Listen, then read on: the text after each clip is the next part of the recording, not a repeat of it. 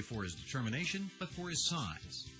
Calvin was unique because he was 6'1" and about 210 pounds, and you just don't see that you don't see a man coming at you from the ninth grade.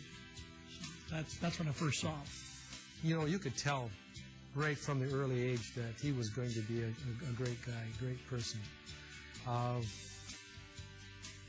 I'd like to think that we at Arthur Eddy had a hand in molding him into becoming the man that he was to become. But in reality, he was well on his way, and he didn't even realize it. O'Neill participated in track, basketball, and football, where he played at various positions, averaging 14 tackles a game. Opponents never wanted to see Cal O'Neill facing them down. They were terrified because he did get up to about 220, and he had such quickness that he was able to get into the backfield, and that's why we put him as a down lineman, because no center could handle him and no guard could handle him.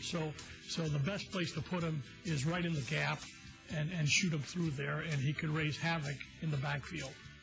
That respect came with a price, and it usually meant some bumps and bruises. I can still remember his mom really didn't want him to play football, but she did give him her permission. Now, later on in the season, probably about one of the last games, he broke his little finger. And I remember I had to take him home to see his mom so that she could take him to the hospital and get the finger set. Well, we drove home, we got to his house and walked up on the porch, and his mother met us. And Calvin raised his hand up, and there was his finger standing straight up in a circle, almost like a pig's tail. And she looked at his hand, and she jumped up and turned a complete circle. Landing, she said, "Calvin, I told you I didn't want you to play that sport."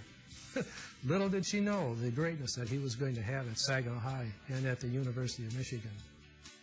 The Wolverines tried him at fullback, tight end, defensive end, and middle guard before finding his niche. Michigan moved him to linebacker, and that's where he excelled. That's not to say that he wouldn't have excelled as a nose guard or as a down lineman.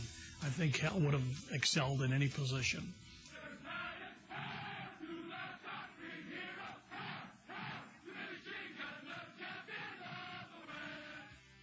O'Neill would also play 2 seasons in the NFL, playing first with the Baltimore Colts.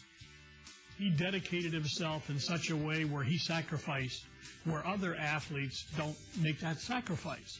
And so you have to say, this is what a Hall of Famer or an All-American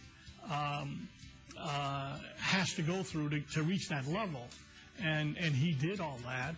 Calvin was the type of guy who was willing to give when there was nothing left to give. He would go well above and beyond. You never see him step out of line. You always see him step forward in the pursuit of excellence. I'm proud, and I'm happy to be able to have Calvin cross my path while at Arthur Eddy. And I congratulate him for being inducted into the Saginaw County Sports Hall of Fame.